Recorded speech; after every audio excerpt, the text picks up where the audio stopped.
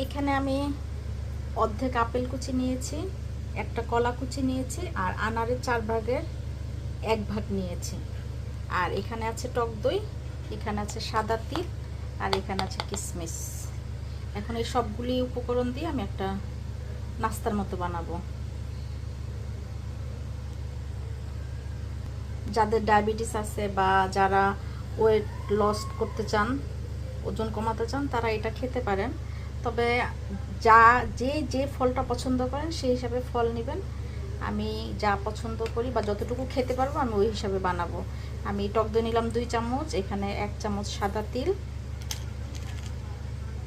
1 চামচ কিশমিশ, আর আনার পুরাটুকুই দিয়ে দিব, কলাটাও দিয়ে দিব, আর আপেল।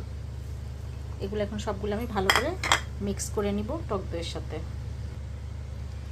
এই যে সবগুলো আমি মিক্স করে নিয়েছি।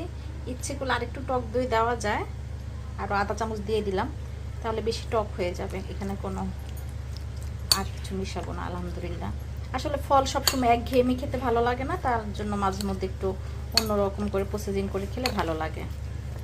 ধন্যবাদ সবাইকে।